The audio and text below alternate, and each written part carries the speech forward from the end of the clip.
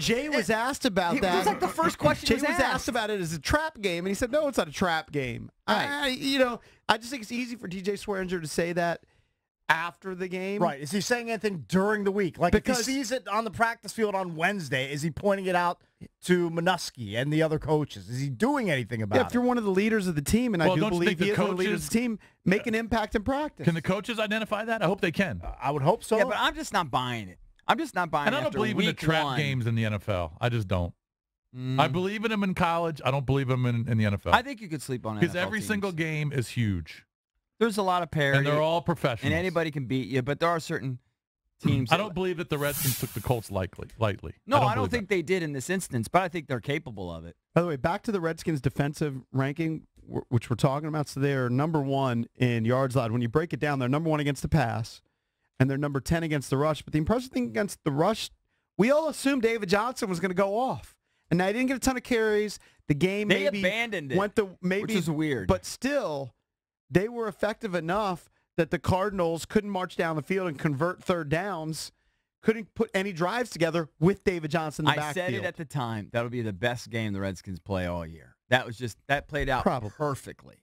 You're not going to see that. And we're learning now how bad Arizona is. We thought they would be better, but they might be a 4 or 5 win team. Right, we thought they might be like an 8 or 9 win team. I mean, they've scored 6 points in 2 weeks. Yeah, true. Now they face the Rams, whose defense with Sue, arguably the best in the league, if not and Donald up front, the Bears, and then in the back with Peters and Talib. They face Mac this week. They've got a really good defense. Good luck to them. True. They played the Rams, but they could be a bottom 5 team. Now this doesn't have anything to do with complacency, but it's a shticky thing that the Redskins did that I didn't really love. But I mean, I like the sentiment. So when Trenton and some of those offensive linemen wore their dress shirts and a tie under their uniform, Business Friday or whatever, and they were kind of feeling themselves because the offensive line, Trent in particular, had one of the best games I've ever seen Trent play, right? The way he handled Chandler Jones in week 1. But they played so poorly in week 2, I think we should maybe just keep that to a dull roar. Let's just wear the regular uniform and let's just fight. Shtick. Yeah. You get rid of the Business Friday, business-like Friday. I mean, let's approach it like it's a business, but let's not, put the dress shirts and everything and be yucking it up. Well, just play up to your capability. Yeah. Let's just that's what you need. Let's just go to work like everybody else and outwork them and be prepared as much as possible. Jay said they weren't prepared for the Colts movement. The guys were stunting and moving around. Isn't that a basic? Find that hard to believe. In the NFL? I know. Maybe they usually don't do that. Who knows?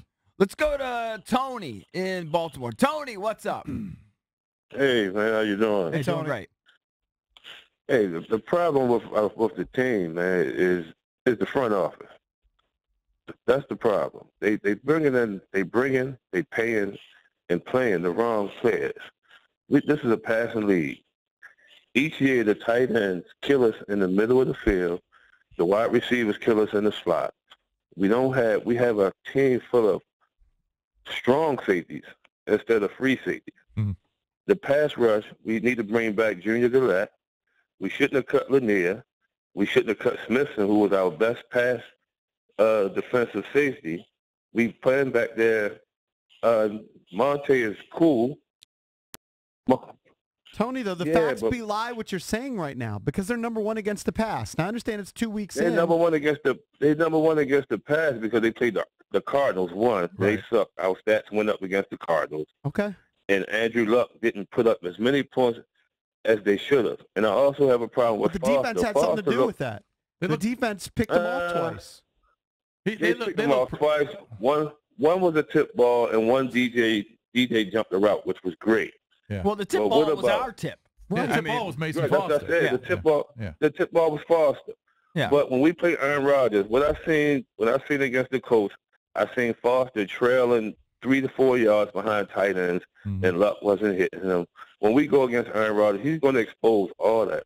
Monte wasn't a good free safety or strong safety in college, and he still is not reading back there. He's slow to react, and it's going to get exposed. I wish we would put Harvey Clemens in there on pass downs instead of Mason Foster. If you look at Foster, if you look at the replays, Foster is trailing every time, and it's going to get exposed when you start playing better. It might happen, but I believe they actually are subbing a little bit more than in the past. They're subbing a little bit more.